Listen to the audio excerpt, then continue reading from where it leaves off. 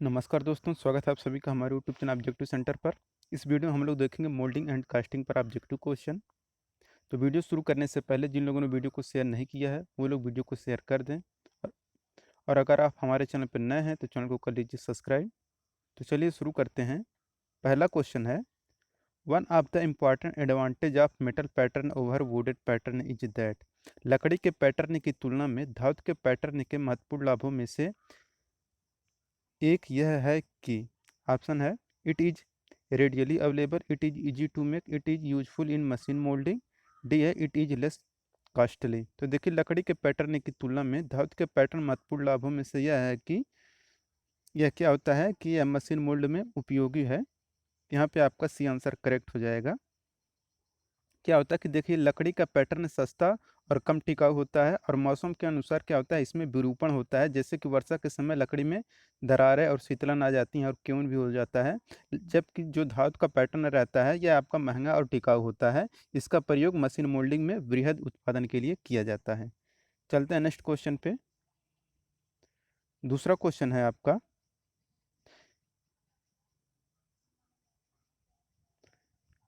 Pattern material used for precision casting is. Precision casting के लिए उपयोग किए जाने वाले पैटर्न पदार्थ क्या हैं? ऑप्शन है, wax pattern, metal pattern, wooden pattern, no pattern. देखिए, प्रिसीजन कास्टिंग के लिए उपयोग किया जाने वाला जो पैटर्न होता है वह आपका होता है वैक्स पैटर्न, यानी कि मोम पैटर्न। यहाँ पे करेक्ट आंसर हो जाएगा option number A. Precision casting के लिए उपयोग किए जाने वाले पैटर्न पदार्थ मोम पैटर्न है। इस विधि में क्या होता है कि एक मोल्ड बनाने में एक पैटर्न खर्च हो जाता है, इसलिए से हम लोग क्या बोलते हैं, इन्वेस्टमेंट मोल्ड कास्टिंग कहते हैं इस प्रोसेस को।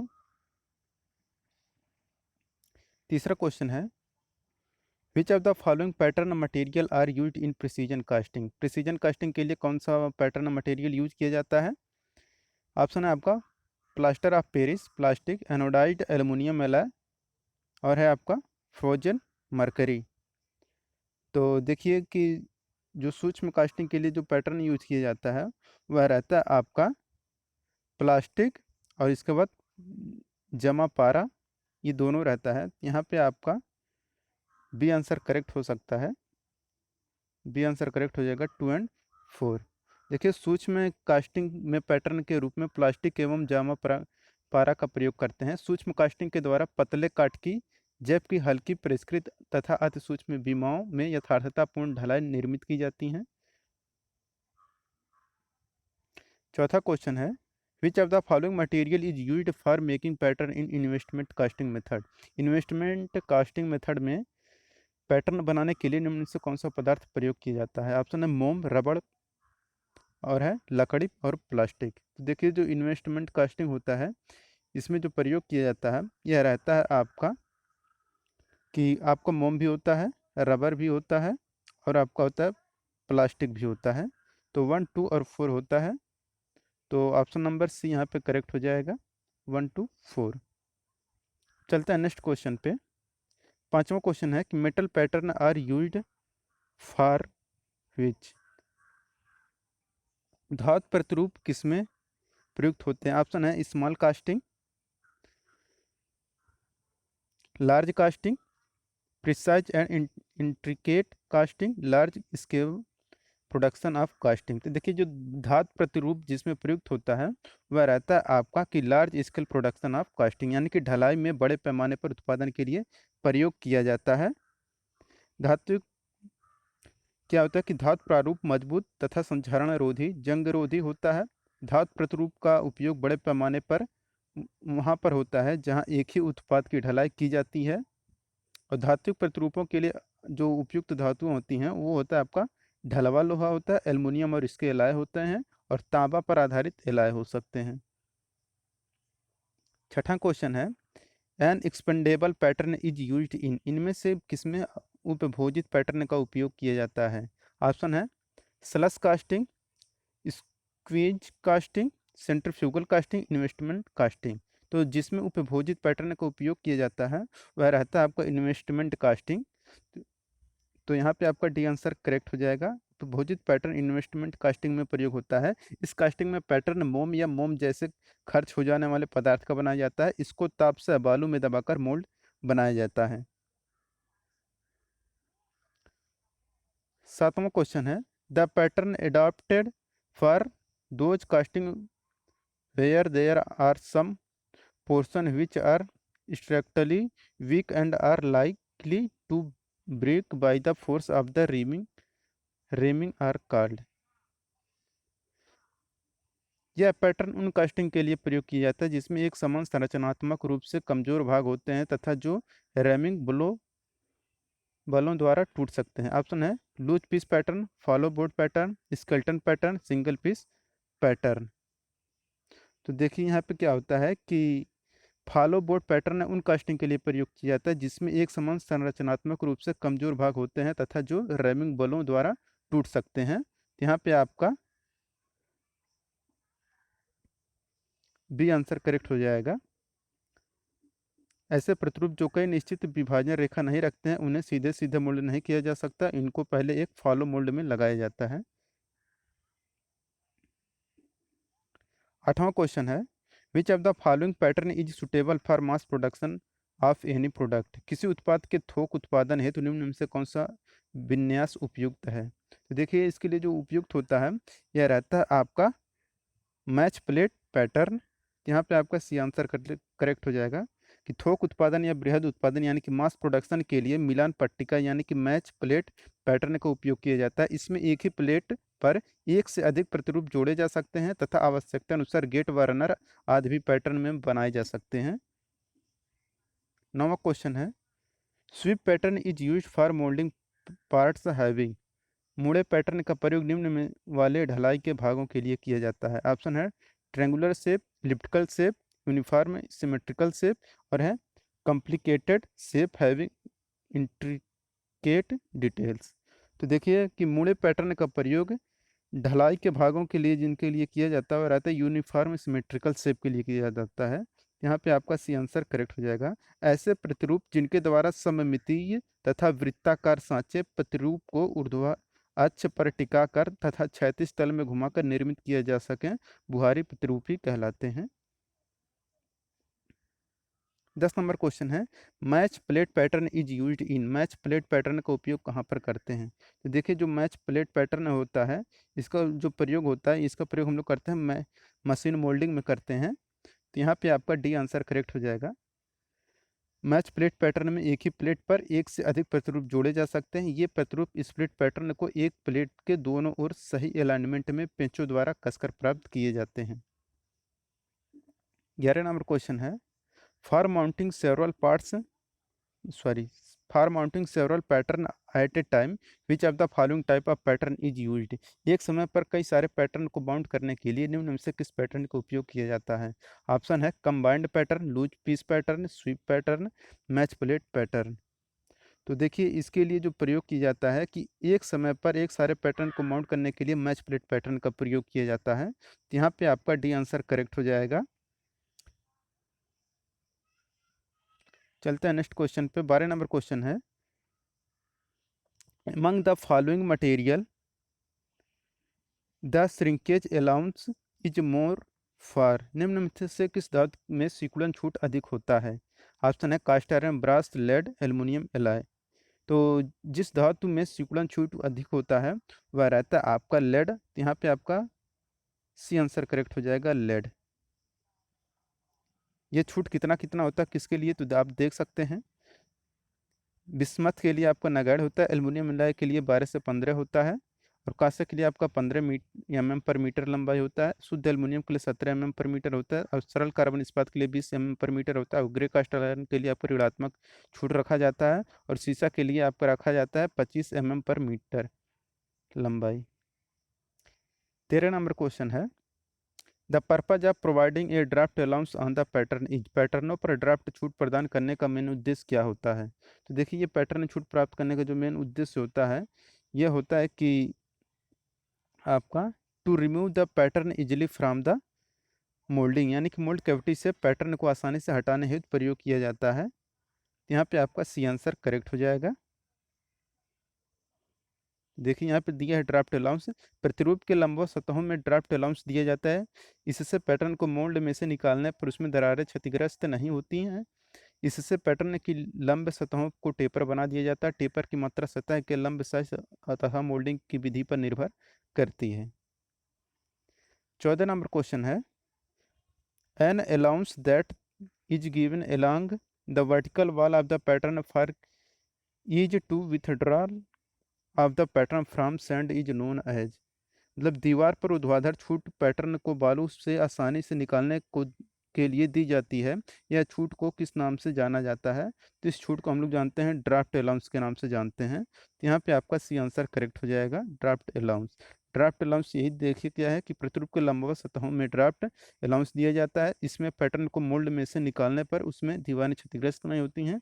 इसमें पैटर्न की सतह है जो लंबवत सतहों को टेपर बना दिया जाता है। टेपर की मात्रा सतह के लंब साइज तथा मोल्ड की विधि पर निर्भर करता है। 15 नंबर क्वेश्चन है, shrinkage shrinkage allowance is made by. संकुचन छूट किसके द्वारा बनाई जाती है? तो देखिए जो संकुचन छूट रहता है यह आपका बनाया जाता है कि adding to external dimension and subtracting from internal dimension by विमाओं में वृद्धि तथा आंतरिक विमाओं में कमी करके बनाई जाती है। यहाँ पे आपका डी आंसर करेक्ट हो जाएगा। 16 नंबर क्वेश्चन है, the allowance that is provided to compensate for the construction contraction of metal during its solidification is known as. धातु के घनीकरण के दौरान होने वाली सिकुड़न की क्षतिपूर्ति हेतु दी गई छूट को क्या कहते हैं? ऑप्शन है machining allowance, shrinkage allowance, taper allowance, camber allowance. तो देखिए धातु के घनीकरण के दौरान होने वाली सिकुड़न की क्षतिपूर्ति हेतु दी गई छूट को हम लोग बोलते हैं श्रिंकेज अलाउंस। तो यहाँ पे आपका बी आंसर करेक्ट हो जाएगा, श्रिंकेज अलाउंस। और देखिए घनी के दौरान होने वाले धातु के घनीकरण के दौरान होने वाले सिकुड़न की क्षतिपूर्ति हेतु जो छूट दी जाती है सिकुड़न छूट यानी श्रिंकेज छूट दी जाती है, सबके लिए कितना कितना होता है? बिस्मथ के लिए आपका नगाड़ होता है, एल्युमिनियम के लिए 12 से 15 mm पर मीटर होता है और ब्रोंज के लिए 15 mm पर मीटर होता है। शुद्ध एल्युमिनियम के लिए 17 mm पर मीटर होता है और साधारण कार्बन स्टील के 20 mm पर मीटर होता है लेंथ में। ग्रे कास्ट आयरन होता है ऋणात्मक। 17 नंबर क्वेश्चन है, list shrinkage allowance is provided for the following. निम्न के लिए न्यूनतम संकुचन छूट प्रदान किया जाता है। ऑप्शन है brass, aluminium, cast iron, lead. तो जिसके लिए न्यूनतम संकुचन छूट प्रदान किया जाता है वह रहता है आपका कास्ट आयरन। यहाँ पे आपका सी आंसर करेक्ट हो जाएगा, कास्ट आयरन। तो देखिए कास्ट आयरन है यहाँ पे करेक्ट आंसर हो जाएगा। देखिए क्या होता है, कास्ट आयरन के न्यूनतम संकुचन छूट प्रदान किया जाता है। इसमें जो संकुचन छूट रहता है यह 7 से लेकर 10 mm पर मीटर दिया जाता है और सीसा के लिए सबसे अधिक लगभग 25 mm पर मीटर संकुचन छूट दिया जाता है। 18 नंबर क्वेश्चन है, the taper provided on pattern for its easy and clean withdrawal from the mould is called. सांचे की सरलता पूर्वक और सफाई से निकालने के लिए पैटर्न पर बनाए जाने वाले टेपर को क्या कहते हैं? तो इस टेपर को हम लोग बोलते हैं ड्राफ्ट अलाउंस। ड्राफ्ट अलाउंस बोलते हैं। तो यहाँ पे आपका बी आंसर करेक्ट हो जाएगा, ड्राफ्ट अलाउंस। 19 नंबर क्वेश्चन है, in order to facilitate the withdrawal of pattern. Pattern को निकालने में सुविधा के लिए क्या किया जाता है? तो देखिए पैटर्न को निकालने में सुविधा के लिए हम लोग क्या करते हैं कि पैटर्न पर ड्राफ्ट की व्यवस्था की जाती है। तो यहाँ पे आपका डी आंसर करेक्ट हो जाएगा कि pattern is provided on pattern, draft is provided on pattern. क्या होता है यहाँ पर कि देखिए कि पैटर्न को निकालने में सुविधा के लिए पैटर्न पर दी जाने वाली छूट ड्राफ्ट छूट होती है और पिघली धातु ठंडा होने पर सिकुड़ती है। इससे क्या होता है कि पैटर्न में सिकुड़न या संकुचन के लिए दी जाने वाली छूट संकुचन छूट कहलाती है। 20 नंबर क्वेश्चन है, draft and pattern for casting is provided for. ढलाई के लिए प्रतिरूप पर ड्राफ्ट प्रदान की जाती है। तो देखिए ढलाई के लिए प्रतिरूप पर जो ड्राफ्ट प्रदान की जाती है यह किया जाता है कि मोल्ड से सुविधापूर्वक निकालने के लिए टेपर यानी कि taper of facilitate remove from mould. तो यहाँ पे आपका बी आंसर करेक्ट हो जाएगा। 21 नंबर क्वेश्चन है, what is the value of taper angle provided in draft. Draft allowance में प्रदान किए जाने वाला शंकु कोण का मान कितना होता है? टेपर एंगल का मान कितना होता है? तो यह टेपर एंगल का मान होता है 0 से 3 डिग्री होता है। प्रतिरूप की लंबवत सतहों में ड्राफ्ट अलाउंस दिया जाता है। इससे पैटर्न को मोल्ड में से निकालने पर उसकी दीवारें क्षतिग्रस्त नहीं होती है। इसमें पैटर्न की लंबवत सतहों को टेपर बना दिया जाता है। टेपर की मात्रा सतह के लंबवत साइज तथा मोल्डिंग की विधि पर निर्भर करती है। हैंड मोल्डिंग में क्या होता है कि 10 से 20 पर मीटर अथवा 1 से 2 डिग्री बाह्य सतहों के लिए होता है। और जो मशीन मोल्डिंग में क्या होता है कि 10 मीटर पर मीटर पर मीटर होता है अथवा 1 डिग्री होता है। 22 नंबर क्वेश्चन है कि सूची फर्स्ट और सूची सेकंड को मिलान करना है। सूची फर्स्ट में जो दिया है कि कास्ट की जाने वाली सामग्री, और जो सूची सेकंड है वह सिकुड़न छूट पर जो दिया है या पर मीटर में दिया है, आपको मिलान करना है। तो देखिए क्या होता है कि इसके मिलान करने के लिए किया जाता है कि जो ग्रे कास्ट आयरन होता है इसका 7 से 10 होता है, तो ये आपका पहले से मिल जाएगा। और जो ब्रास का होता है ये आपका 15 पर मीटर होता है। और जो स्टील होता है ये आपका 20 पर मीटर होता है। और जो जिंक होता है ये आपका 24 पर मीटर होता है। तो यहाँ पे आपका ऐसा ऑप्शन कौन सा दिख रहा है? पहला ऑप्शन दिख रहा है, तो यहाँ पे आपका पहला आंसर करेक्ट हो जाएगा। चलते हैं नेक्स्ट क्वेश्चन पे। 23 नंबर क्वेश्चन है, negative allowance is provided on the pattern to take care of. Pattern पर ऋणात्मक छूट प्रदान की जाती है किसके लिए? देखिए जो पैटर्न पर ऋणात्मक छूट प्रदान की जाती है यह किया जाता है कंपन छूट के लिए, यानी कि 10 से अलाउंस के लिए दिया जाता है।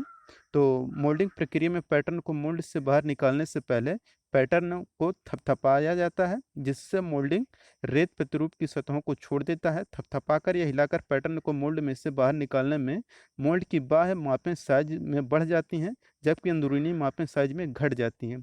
इसलिए पैटर्न को वांछित से कुछ कम साइज का बनाया जाता है। इस छूट को कंपन छूट कहते हैं। यह छूट ऋणात्मक होती है तथा केवल बड़ी कास्टिंग में ही दी जाती है। 24 नंबर क्वेश्चन है, shrinkage allowance on pattern is provided to compensate for shrinkage when. Pattern पर सिकुड़न छूट प्रदान की जाती है ताकि सिकुड़न की जो क्षतिपूर्ति करे, जब कब करे कि the temperature of solid phase drop from freezing to room temperature. तो ठोस अवस्था का तापमान फ्रीजिंग तापमान से कमरे के तापमान पर गिरता है, तो ये किया जाता है। तो यहाँ पे आपका सी आंसर करेक्ट हो जाएगा। 25 नंबर क्वेश्चन है, the contraction allowance provided on the pattern and core boxes compensate for the following type of contraction। तो पैटर्न और कोर बॉक्सों पर निम्नलिखित प्रकार के संकुचन के लिए संकुचन छूट दी जाती है। ये जो छूट दी जाती है आपका दिया जाता है सॉलिड कंट्रैक्शन के लिए, यानी कि ठोस संकुचन के लिए छूट दिया जाता है। संकुचन छूट है क्या कि जब धातु ठंडी होकर जमती है तो वह सिकुड़ती है, इसलिए जितना कोई धातु सिकुड़ता है वही उसकी संकुचन छूट कहलाती है, और उतना ही पैटर्न को वस्तु के आवश्यक साइज से बड़ा बनाया जाता है। किसी धातु के संकुचन की मात्रा उसके प्रकार, संगठन और ढाली जाने वाली वस्तु के डिजाइन, उड़ेलते समय धातु का तापमान तथा इसके ठंडा होने की दर पर निर्भर करता है। 26 नंबर क्वेश्चन है, in solidification of metal during casting compensation for solid contraction is. Casting के दौरान धातु के ठोसीकरण में ठोस संकुचन के लिए क्षतिपूर्ति की जाती है। तो देखिए जो क्षतिपूर्ति की जाती है यह किया जाता है कि provided by the oversize pattern, oversize pattern प्रदान करके की जाती है। इस प्रकार कास्टिंग की वास्तविक परिमाप में की गई वृद्धि को संकुचन छूट कहते हैं। 27 नंबर क्वेश्चन है, die cores are placed in the. Die core रखे जाते हैं। तो देखिए जो डाई कोर कहाँ पे रखे जाते हैं, तो जो डाई कोर होते हैं यह मोल्ड के आधे में किसी तरफ रखे जाते हैं।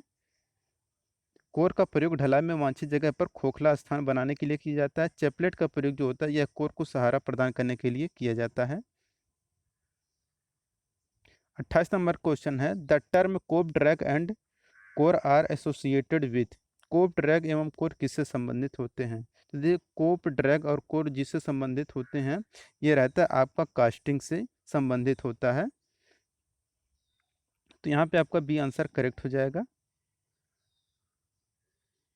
कैप और ड्रैग के बारे में हम आपको बता देते हैं। और कोप देखिए जो कोप रहता है कि कोप रहता है जो ढलाई में ऊपरी बॉक्स को कोप कहते हैं, इसको ड्रैग पर डबल पिन से जोड़ा जाता है। और जो ड्रैग रहता है यह ढलाई में नीचे वाले भाग को ड्रैग कहते हैं, ड्रैग पर ही कोप को जोड़ा जाता है। और कोर क्या है? ढलाई को आवश्यकता अनुसार खोखला बनाने के लिए रेत की विभिन्न आकारों की आकृतियां मोल्ड में प्रयोग की जाती हैं, जिन्हें हम लोग कोर कहते हैं। 29 नंबर क्वेश्चन है, an important factor to be taken into account while designing a core print is. एक कोर प्रिंट का डिजाइन तैयार करते समय क्या ध्यान में रखा जाता है? तो देखिए, इसको ध्यान में यही रखा जाता है कि मोल्डिंग सैंड कैरेक्टरिस्टिक। तो यहाँ पे आपका बी आंसर करेक्ट हो जाएगा कि कोर प्रिंट का डिजाइन तैयार करते समय ध्यान रखा जाने वाला महत्वपूर्ण तत्व संकुचन बालू की विशेषता होती है। कोर को मोल्ड में सहारने के लिए मोल्ड में केविटी बनाई जाती है। यह केविटी बनाने के लिए पैटर्न में ही कुछ भाग उभार दिए जाते हैं। इन्हें उभरे हुए भाग को हम लोग कोर प्रिंट कहते हैं। 30 नंबर क्वेश्चन है, which of the following is used to make hollow cavity in casting. खोखला गुहिका बनाने के लिए ढलाई में क्या प्रयोग किया जाता है? ऑप्शन है sprue, core, gate, pattern.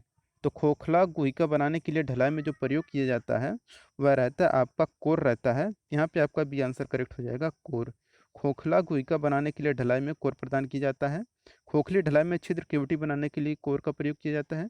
Core mould का एक भाग होता है और कोर को कोर बॉक्स में कोर सैंड द्वारा बनाया जाता है। कोर का जो निर्माण होता है मोल्डिंग शॉप में होता है और एक कोर में केवल एक कास्टिंग बनाई जा सकती है। तो दोस्तों, अगर वीडियो पसंद आया हो तो वीडियो को लाइक कर दीजिए। अगर आप हमारे चैनल पर नए हैं तो चैनल को कर लीजिए सब्सक्राइब। चलते हैं नेक्स्ट क्वेश्चन पे। 31 नंबर क्वेश्चन है, sand used for making core is. Core बनाने के लिए इस्तेमाल किया जाने वाला रेत क्या है? ऑप्शन है green sand, dry sand, loam sand, oil sand. तो देखिए, sand used for making core is, ये रहता है आपका ऑयल सैंड। कि कोर बनाने के लिए इस्तेमाल किया जाने वाला जो रेत रहता है वह ऑयल सैंड रहता है। ऑयल सैंड है क्या कि इसे कोर सैंड के नाम से भी जाना जाता है। इस सैंड का प्रयोग कोर बनाने के लिए किया जाता है। इसमें क्या होता है कि सिलिका सैंड के आलसी का तेल या किसी अन्य प्रकार के तेल को बाइंडर की तरह प्रयोग करते हैं। ग्रीन सैंड क्या है? तो ग्रीन सैंड, यह सैंड प्राकृतिक या नमी अवस्था में होती है, इसलिए इसे ग्रीन सैंड कहते हैं। इसका दूसरा नाम टेपर्ड सैंड भी होता है। इस सैंड में 70% सैंड होता है तथा 30% आपका क्ले मिला रहता है और इसमें 6 से 8% तक जल भी मिला रहता है।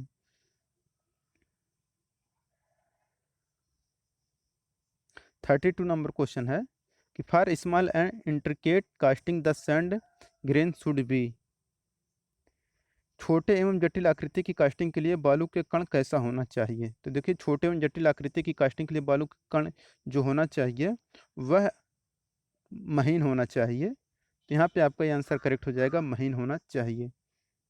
बहुत उच्च गुणवत्ता की कास्टिंग के लिए सिलिका रेत के स्थान पर जिरकोन तेल रेत या आलोवाइन रेत, चमोटी रेत तथा क्राइम मैग्नेसाइट रेत का प्रयोग किया जाता है। 33 नंबर क्वेश्चन है, which one of the following is not a property of a sand mould. निम्न में से कौन सा सैंड मोल्ड का गुण नहीं है? ऑप्शन है परमिबिलिटी, कोलैप्सिबिलिटी, स्ट्रेंथ, फ्लूडिटी। तो देखिए कि जो सैंड मोल्ड का गुण नहीं है वो है आपका फ्लूडिटी।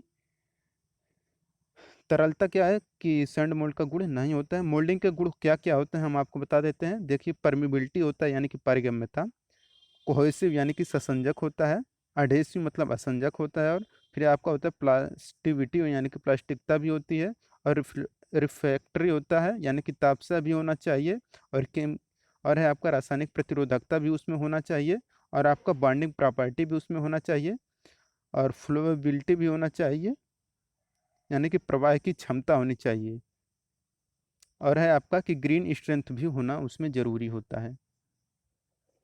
अब चलते हैं नेक्स्ट क्वेश्चन पे। 34 नंबर क्वेश्चन है, green sand mould indicate that. आर्द्र बालू मोल्ड संकेत करता है कि। तो बालू मोल्ड संकेत जो करता है, ये संकेत करता है कि मोल्ड कंटेन मॉइस्चर, मोल्ड में नमी की मात्रा उपस्थित होती है। तो यहाँ पे आपका डी आंसर करेक्ट हो जाएगा। आर्द्र बालू नमी युक्त होती है, इसमें 6 से 8% तक पानी की मात्रा तथा 18 से 30% तक केले की मात्रा होती है। आर्द्र बालू को सुखाने की आवश्यकता नहीं होती है, इसकी कास्टिंग आर्द्र अवस्था में ही की जाती है, क्योंकि यह बालू नमी युक्त होती है, इसलिए इसकी पारगम्यता अच्छी होती है। और आप लोग ये भी नोट रखिए कि जब मोल्ड बनाने के लिए आर्द्र बालू का प्रयोग किया जाता है तो उसे आर्द्र बालू मोल्डिंग भी कहते हैं। 35 नंबर क्वेश्चन है, in a green sand moulding process uniform ramming leads to, यानी कि एक ग्रीन सैंड मोल्डिंग प्रक्रिया में एक समान रैमिंग बढ़ाता है। तो देखिए जो एक समान रैमिंग बढ़ाता है ये रहता है greater dimensional stability of the casting, casting की अधिक विमीय स्थिरता को बढ़ाता है। तो ग्रीन सैंडिंग मोल्डिंग प्रक्रिया में मोल्ड बालू में पैटर्न को लगाकर एक समान दबाया जाता है, जिससे बालू सभी स्थानों पर एक ही घनत्व में दबती है। अतः ग्रीन सैंड मोल्डिंग प्रक्रिया में ढलाई की अधिक विमीय स्थिरता प्राप्त होती है। 36 नंबर क्वेश्चन है आपका, the ability of the mould sand to withstand extreme temperature level is known as, अधिक तापमान स्तर को सहने करने की मोल्ड बालू की सामर्थ्यता कहलाती है। Plasticity, porosity, collapsibility, refractoriness. तो अधिक तापमान स्तर को सहन करने वाली मोल्ड बालू की सामर्थ्यता जो होती है यह आपका कहलाता है ताप सहता कहलाता है। यहाँ पे आपका डी आंसर करेक्ट हो जाएगा। यह गुण मोल्डिंग बालू के ताप सहने के गुण को प्रदर्शित करता है। सिलिका रेत में यह गुण सर्वाधिक पाया जाता है, यह बालू का मुख्य अवयव होता है और बालू के इस गुण की कमी के कारण कास्टिंग की सतहें भी साफ सुथरी प्राप्त नहीं होती हैं। 37 नंबर क्वेश्चन है, the property of a sand by virtue of which it take any desired pattern shape under pressure and retain it after the pressure is removed is known as, बालू का गुण जिसके कारण दाब के अंतर्गत वांछित पैटर्न आकृति बनता है और दाब हटाने पर यह आकृति बनी रहती है। तो यह क्या रहता है आपका कि प्लास्टिसिटी रहता है। तो एक अच्छा मोल्ड प्राप्त करने के लिए प्लास्टिकता का गुण होना बहुत अच्छा माना जाता है। यह प्लास्टिकता का गुण बालू में नहीं होगा तो सही ढंग से कैविटी नहीं बन पाएगी। तो बालू अपने प्रारंभिक अवस्था में आने की कोशिश करे तो यह अवांछनीय होता है। 38 नंबर क्वेश्चन है, the sand grain stick together by the dot property of moulding sand, ढलाई बालू की कौन सी विशेषता के द्वारा बालू के कण परस्पर जुड़े रहते हैं। तो ये जो जिसके कारण ये आपका जुड़ते हैं कोहेसिवनेस के कारण जुड़े रहते हैं। कोहेसिवनेस यानी कि सत्संजकता होता है। तो सत्संजकता क्या है कि इस गुण के फलस्वरूप बालू के कण परस्पर एक दूसरे में चिपकते रहते हैं। अतः सांचे में जब पिघली धातु डाली जाती है तो धातु के प्रवाह से बालू के बह जाने या सांचे के टूटने की संभावना कम होती है। बालू की सामर्थ्य इस गुण पर आधारित है। 39 नंबर क्वेश्चन है, permeability of the foundry sand is, ढलाईशाला की रेत में विशिष्ट चुंबकशीलता होती है। तो ढलाईशाला की रेत में विशिष्ट जो चुंबकशीलता होती है यह आपका गैस या वायु को निकालने की अनुमति के लिए सूक्ष्म रंध्रता होता है, यानी कि porosity of permit to escape of gases or air. यहाँ पे 39 का डी आंसर करेक्ट हो जाएगा। 40 नंबर क्वेश्चन है कि परमिबिलिटी इज पुअर फॉर, पारगम्यता किसमें अल्प होती है। तो देखिए जो पारगम्यता जिसकी अल्प होती है वह रहता है आपका फाइन ग्रेन। यहाँ पे आपका ये आंसर करेक्ट हो जाएगा फाइन ग्रेन। 41 नंबर क्वेश्चन है, the shape and size of sand grain affected the following property, बालू के कणों की आकृति और आकार निम्नलिखित में से किस गुण को प्रभावित करता है। ऑप्शन है एडहेवनेस, पोरोसिटी, रिफ्रैक्टोरिनेस और है स्ट्रेंथ। तो पारगम्यता इस तो यहाँ पे बालू के कणों की आकृति और आकार जिस गुण को प्रभावित करता है वह गुण रहता है आपका पोरोसिटी। बालू के कणों की आकृति और आकार संरचना गुण को प्रभावित करता है। तो यहाँ पे आपका बी आंसर करेक्ट हो जाएगा। 42 नंबर क्वेश्चन है, कोहेविनेस ऑफ सैंड डिपेंड अपॉन, रेत की संसक्तता किस पर निर्भर करती है। तो जो रेत की संसक्तता निर्भर करता है यह आपका grain size and shape of sand particle, यानी कि रेत के कणों का आकार व माप पर भी निर्भर करता है, बंधक पदार्थ पर भी निर्भर करता है और मॉइस्चर कंटेंट पर भी निर्भर करता है। यहाँ पे आपका डी आंसर करेक्ट हो जाएगा all of these. 43 number question है, for good permeability of mounting sand of moulding sand the following is not a desirable characteristic, moulding रेत की अच्छी पारगम्यता के लिए निम्न में से क्या एक वांछित लक्षण नहीं है। ऑप्शन है higher percentage of silica large grain size, lower silt percentage, sand mixture containing grain of all size. तो मोल्डिंग रेत की अच्छी पारगम्यता के लिए निम्न में से जो वांछनीय गुण नहीं है, लक्षण नहीं है, वो है कि sand mixture containing grain of all size, रेत मिश्रण में सभी आकार के कणों का होना, यही आपका खराब होता है कि मोल्ड में अच्छी पारगम्यता के कारण ही कास्टिंग के समय गैस बाहर निकलती है। कणों के आकार बड़े होने से पारगम्यता में सुधार होता है, परंतु सरफेस फिनिशिंग खराब प्राप्त होती है। 44 नंबर क्वेश्चन है, sands are graded according to their. बालू को किस आधार पर वर्गीकृत करते हैं? तो देखिए, जो बालू होता है इसे हम लोग वर्गीकृत करते हैं कि मिट्टी की मात्रा तथा दाने के आकार के आधार पर। तो clay content and grain size यहाँ पे आपका करेक्ट आंसर हो जाएगा। देखिए, मिट्टी की मात्रा तथा दाने के आकार पर बालू को वर्गीकृत किया जाता है तथा 0.1 mm से छोटे रेत के कणों को हम लोग क्ले कहते हैं। क्ले के कण महीन होने के कारण पानी में मिलकर एक पेस्ट बनाते हैं जो कि सिलिका रेत के कणों पर लिपट जाता है। 45 नंबर क्वेश्चन है, the property of sand due to which it evolves a great amount of steam and other gases is called. अधिक मात्रा में भाप और अन्य गैसों का उत्सर्जन करने के रेत के गुण को क्या कहते हैं? तो इसके इस गुण को हम लोग बोलते हैं परमेबिलिटी। यहाँ पे आपका बी आंसर करेक्ट हो जाएगा कि परमेबिलिटी के गुण के फलस्वरूप वायु तथा कास्टिंग से उपजी अन्य गैसें बालू के अंदर से होकर पास हो जाती हैं तथा कास्टिंग को कोई हानि नहीं पहुंचाती हैं। यह गुण मोटे सिलिका रेत में अधिक पाया जाता है। तो दोस्तों, अगर वीडियो पसंद आया हो वीडियो को कर दीजिए लाइक। अगर आप हमारे चैनल पर नए तो चैनल को कर दीजिए सब्सक्राइब। जिन लोगों ने वीडियो को शेयर नहीं किया वो लोग वीडियो को कर दें शेयर। 46 नंबर क्वेश्चन है, strength and permeability of surd sand are related to. Served रेत यानी कि सैंड की शक्ति और पारगम्यता किससे संबंधित है? तो यह जो संबंधित होता है, ऑप्शन है आपका grain size, clay content, hardness, moisture content. देखिए, जो strength and permeability of surd sand are related to the moisture content. यहाँ पे आपका डी आंसर करेक्ट हो जाएगा। मॉइस्चर कंटेंट कार्यरत रेत की शक्ति और पारगम्यता आर्द्रता की मात्रा से संबंधित है।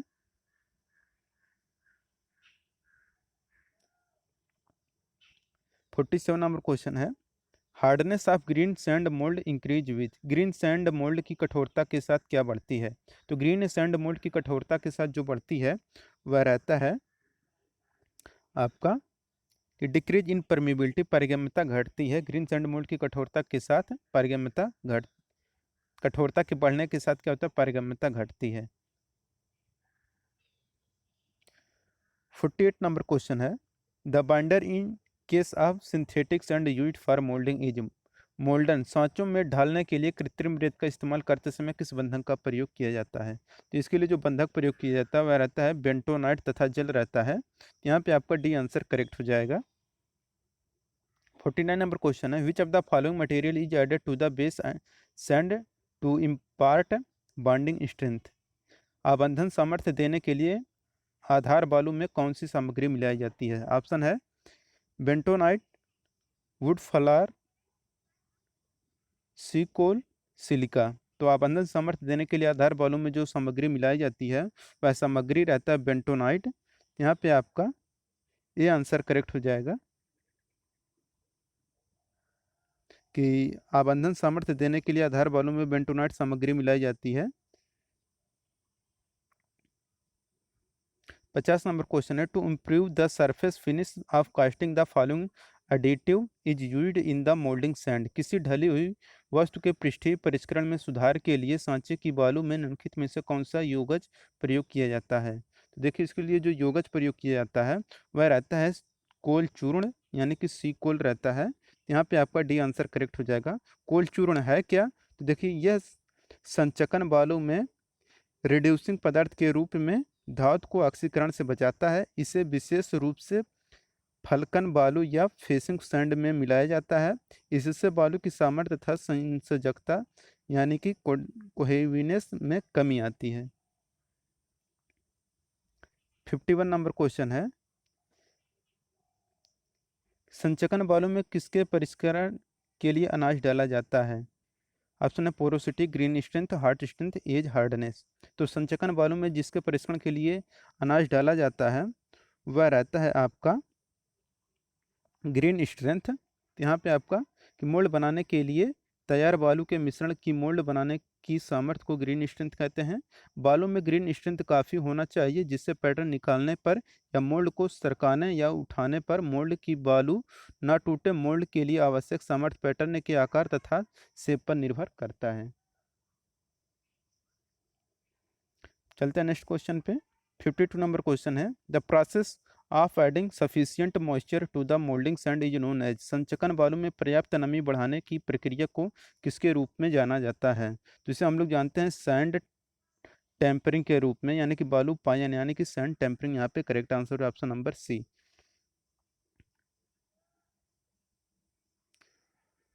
चलते हैं नेक्स्ट क्वेश्चन पे।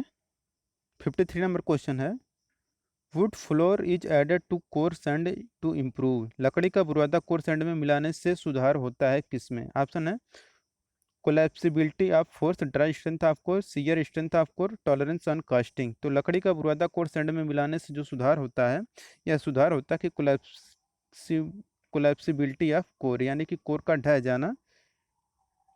तो 53 के यहाँ पे यह आंसर करेक्ट हो जाएगा। लकड़ी का बुरादा कोर सैंड में मिलाने से कोलैप्सिबिलिटी में सुधार होता है। मोल्ड में कास्टिंग के ठंडा होने पर मोल्ड को तोड़ा जाता है। यदि गर्म होने पर बालू कठोर होकर कास्टिंग में चिपक जाती है तो उसे कास्टिंग से छुड़ाना कठिन हो जाता है। अतः कोलैप्सिबिलिटी के गुण के कारण बालू आसानी से कास्टिंग से अलग हो जाता है। 54 नंबर क्वेश्चन है, increasing in water content in moulding sand causes. Moulding sand में पानी की मात्रा बढ़ाने के कारण क्या होता है? तो देखिए, मोल्डिंग सैंड में पानी की मात्रा बढ़ाने से होता है कि जो पारगम्यता होती है वह अधिक हो जाती है। तो मोल्डिंग रेत में पानी की मात्रा बढ़ाने से पारगम्यता अधिक प्राप्त होती है। मोल्डिंग रेत की बंधन सामर्थ्य के लिए की नमी पर निर्भर करती है, इसलिए निश्चित मात्रा से अधिक पानी मिलाने से रेत की जो बंधन सामर्थ्य होती है वह घटती है, जिससे गैसें बालू के अंदर से होकर आसानी से पास हो जाती हैं। कम से कम क्ले का प्रयोग तथा पानी की मात्रा अधिक बढ़ने से मोल्ड की ताप सहन करने की सामर्थ्य तथा गैसों की पारगम्यता बढ़ती है। 55 नंबर क्वेश्चन है, consider the following ingredient used in moulding. निम्नलिखित अवयवों पर विचार कीजिए जो मोल्डिंग के में प्रयुक्त होते हैं। तो देखिए, मोल्डिंग में क्या प्रयुक्त होते हैं कि ड्राई सिलिका सैंड, ये बिल्कुल सही है। और है कि क्ले, ये बिल्कुल गलत है। फिनोमेना फॉर्मेल्डिहाइड, ये भी गलत है। फिनाल फॉर्मेल्डिहाइड, ये भी गलत है। सोडियम सिलिकेट, सॉरी यहाँ पर ये होता फिनाल फॉर्मेल्डिहाइड यूज होता है, और है सोडियम सिलिकेट, ये यूज नहीं होता है। तो यहाँ पे पहला और तीसरा ऑप्शन मिल जाएगा।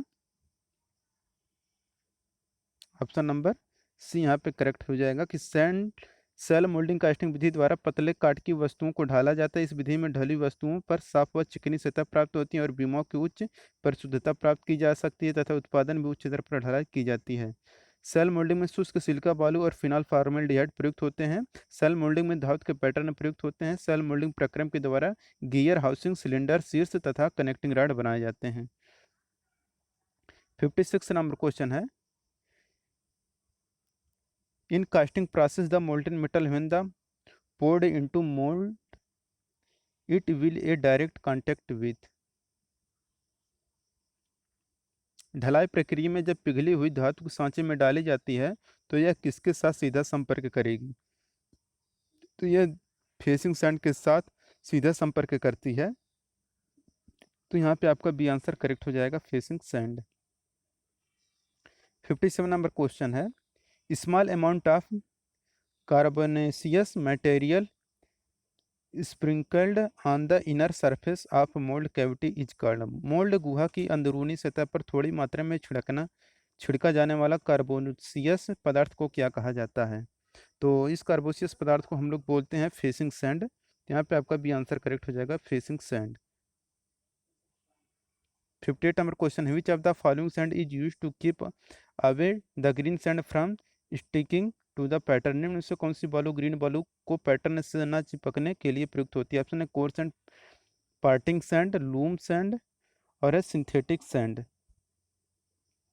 तो देखिए, ग्रीन बालू को पैटर्न से ना चिपकने के लिए लोम बालू का प्रयोग किया जाता है।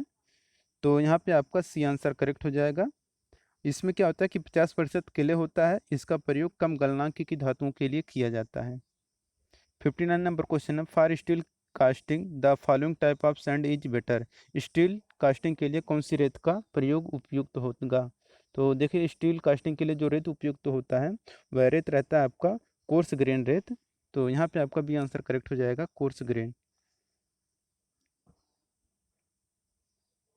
60 नंबर क्वेश्चन है, facing sand used in foundry work comprise of.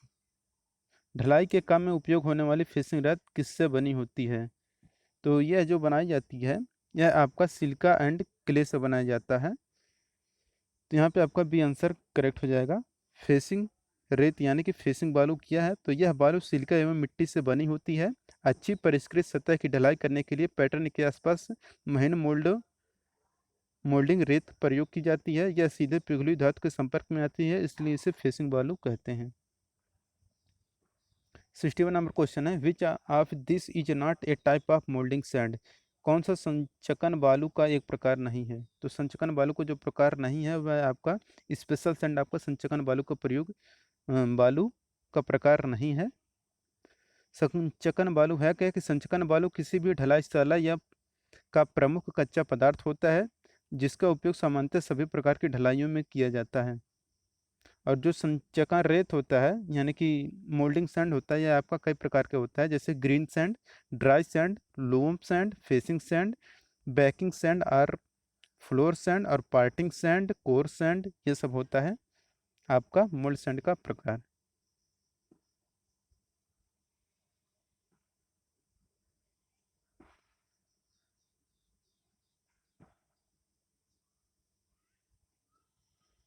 Sixty two number question है, the old repeatedly used sand employed for moulding purpose is. संचकन उद्देश्य के लिए प्रयुक्त पुरानी बहुधा उपयोग हुई बालू कौन सी है? ऑप्शन है facing sand, loam sand, backing sand, system sand. तो संचकन उद्देश्य के लिए प्रयुक्त पुरानी बहुधा उपयोग हुई बालू जो रहती है यह आपका है बैकिंग सैंड। तो यहाँ पे आपका सी आंसर करेक्ट हो जाएगा। बैकिंग सैंड या इसे बोलते हैं फ्लोर सैंड। तो ये है क्या कि यह पुराना बार बार प्रयोग किया हुआ बालू होता है तथा फलकन बालू के बाद संचकन बक्से को भरने के लिए प्रयोग किया जाता है। और फेसिंग सैंड क्या है कि संचकन बक्सों में सांचा बनाते समय प्रतिरूप को रखकर उसकी सतह पर सर्वप्रथम जो रेत डाला जाता है उसे हम लोग फेसिंग सैंड या मुखन बालू कहते हैं। लोम सैंड यानी कि दोमट बालू क्या है? तो यह बालू में 50% बालू तथा 50% किले होता है। यह बालू लोम मोल्डिंग में बड़े ग्रे आयरन की ढलाई में होता है। 63 नंबर क्वेश्चन है कि permeability number is the measure of. Permeability number किसकी माप होती है? तो देखिए जो परमेबिलिटी का माप होता है यह जो रहता है आपका कि air flow rate through the sand, यानी पारगम्यता संख्या की माप बुलों के माध्यम से वायु प्रवाह की दर होती है। पारगम्यता परीक्षण में वायु के घनत्व के घन सेंटीमीटर में प्रदर्शित किया जाता है। इस परीक्षण में बालू के नमूने को जिसके अनुप्रस्थ काट का क्षेत्रफल 1 सेंटीमीटर स्क्वायर तथा ऊंचाई 1 सेंटीमीटर लिया जाता है, इस नमूने को से जो होता है 10 केजी पर सेंटीमीटर स्क्वायर दाब वाली वायु को प्रति मिनट गुजारा जाता है। 64 number question, in sand moulding the middle part of flask is called. बालू ढलाई में ढलाई पेटी के मध्य भाग को क्या कहते हैं? तो बालू ढलाई में ढलाई पेटी के मध्य वाले भाग को हम लोग बोलते हैं चीक बोलते हैं। तो यहाँ पे आपका सी आंसर करेक्ट हो जाएगा चीक। 65 नंबर क्वेश्चन है, in sand moulding the bottom most part of the flask is called. रेत संचकन में सांचा पेटी फ्लास्क के सबसे नीचे वाले भाग को क्या कहते हैं? ऑप्शन है कोप, चिक, drag, flask, bottom.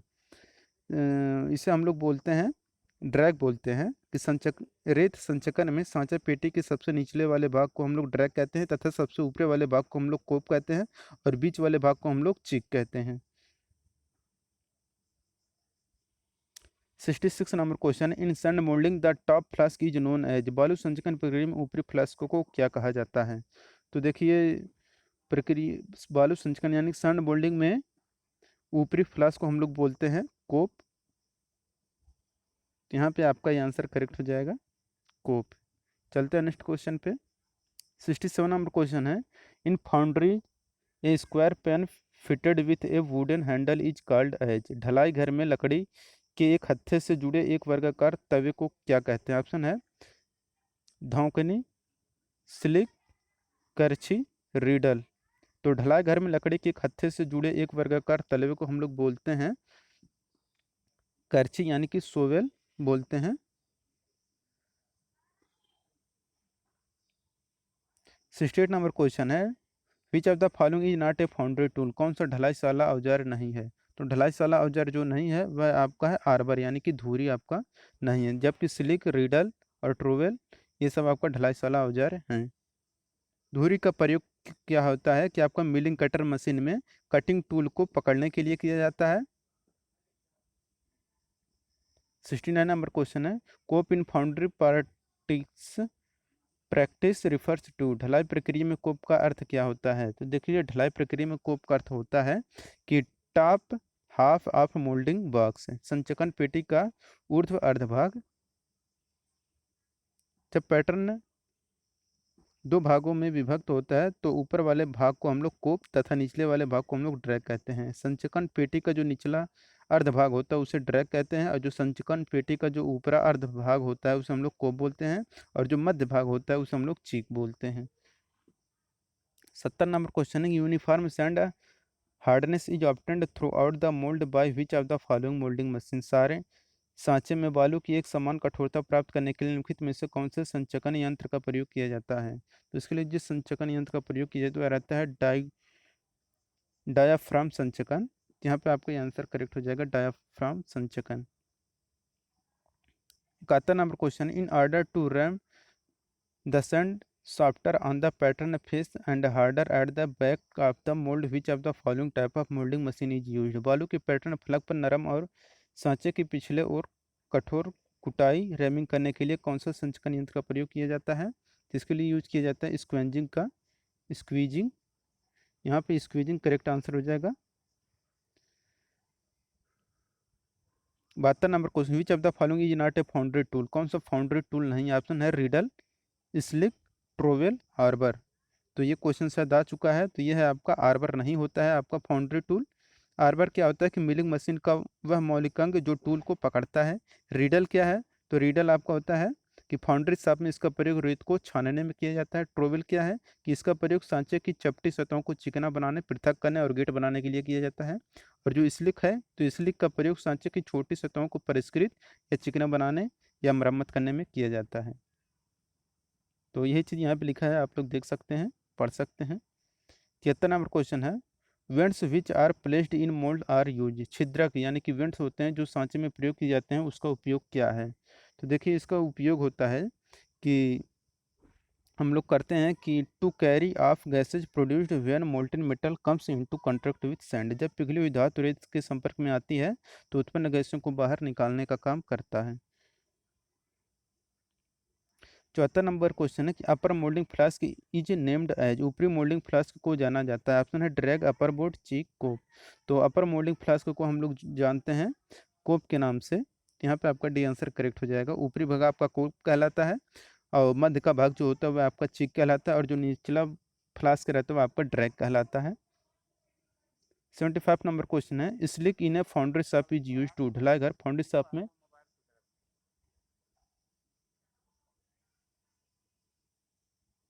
75 number question है, slick in a foundry shop is use to, ढलाई घर यानी फाउंड्री शॉप में स्लिक का प्रयोग किस लिए होता है। तो देखिए ढलाई घर में फाउंड्री शॉप में स्लिक का जो प्रयोग किया जाता है यह आपका make and repair corner in a mould, mould के कोनों के निर्माण और मरम्मत में किया जाता है। तो यहाँ पे ए आंसर करेक्ट हो जाएगा।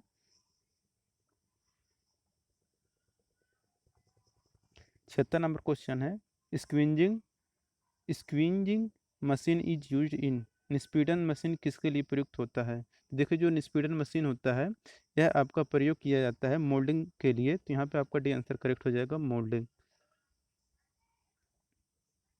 और जो होता है मोल्डिंग मशीन यह आपका कि जो होता है यह आपका कई प्रकार के होता है, जैसे कि आपका jolt machine, squeezing machine, sand slipping machine.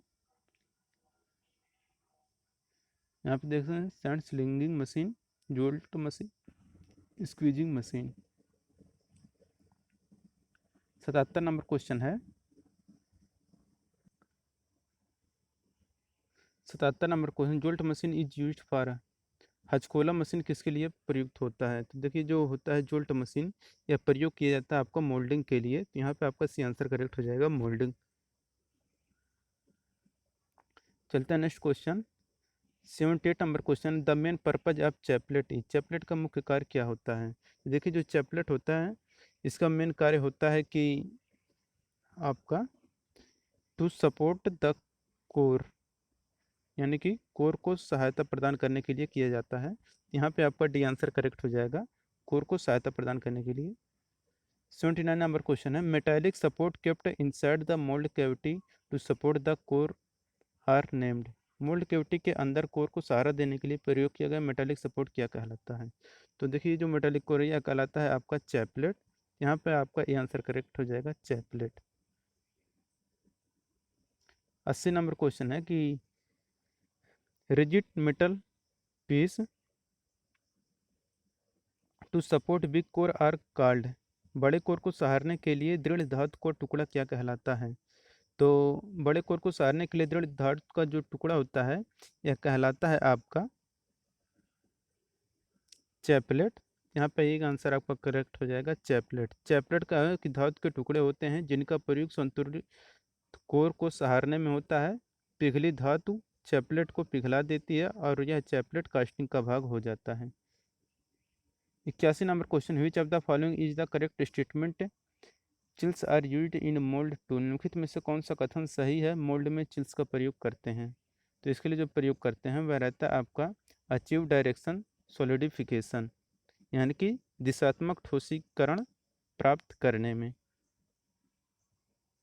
82 number question है कि chaplet are used in the mould for. Mould में चैपलेट का प्रयोग किस लिए होता है? तो देखिए मोल्ड में चैपलेट का जो प्रयोग होता है यह होता है आपका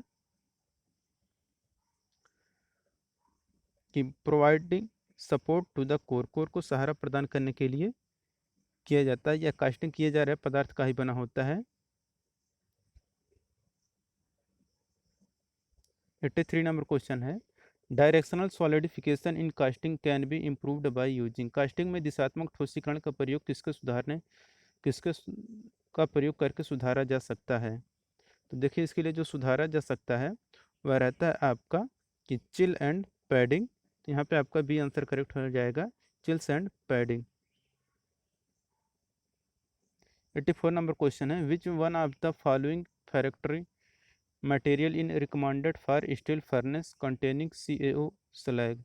स्टील फर्नेस जिसमें स्लैग CaO सम्मिलित है, किसके लिए के लिए निम्नलिखित में से कौन से अग्निशय पदार्थ की मांग की जाती है?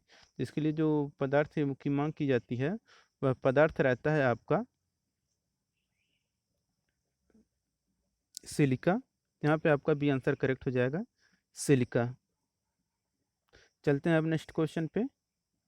नेक्स्ट क्वेश्चन है, टिफाइन number, the cupola is used to manufacture. Cupola का उपयोग भी निर्माण में किया जाता है।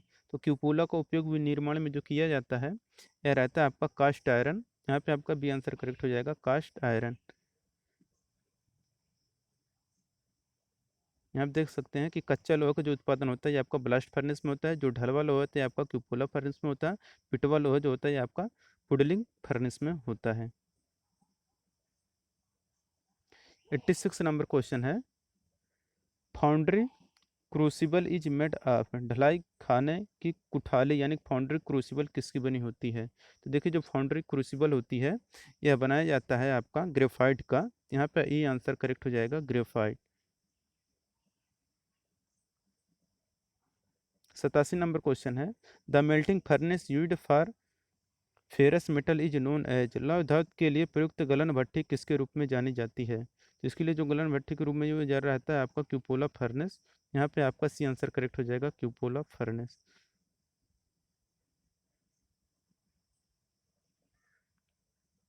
88 नंबर क्वेश्चन है, in the melting ratio of a cupola is 10:1, then the coke requirement for 1 ton melt will be. यदि एक क्यूपोला की गलनांक का अनुपात 10:1 है तो 1 टन पिघलाने के लिए आवश्यक कोक कितना होगा? तो इसके लिए जो कोक की आवश्यकता होगी वह होगा आपका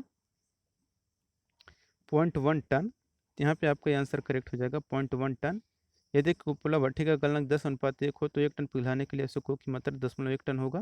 कुपोला का जो गलनांक अनुपात हो पिघलाने वाले पदार्थ की मात्रा बटे कोक की मात्रा होती है, और ये गलनांक के अनुपात दिया है आपका 10:1, पिघलाने वाले पदार्थ की जो मात्रा दी है 1 टन, कोक की मात्रा क्या होगा आपको 0.1 टन आ जाएगा। 89 नंबर क्वेश्चन है, a passage containing pouring basin and gate is called. अधःस्रावी बेसिन और द्वार को जोड़ने वाला मार्ग क्या कहलाता है? तो इसको जोड़ने वाला जो मार्ग होता है यह कहलाता है आपका स्प्रू कहलाता है। तो यहाँ पे आपका आंसर करेक्ट हो जाएगा स्प्रू। तो दोस्तों अगर वीडियो पसंद आया हो तो वीडियो को कर दीजिए लाइक। अगर आप हमारे चैनल पर नए हैं तो चैनल को सब्सक्राइब कर लीजिए। यहाँ पे आपका टोटल 89 क्वेश्चन कराया जा चुका है। तो वीडियो आपको पसंद आया हो तो अपने दोस्तों के साथ ज़रूर शेयर करें। मिलते हैं नेक्स्ट वीडियो के साथ। Thank you.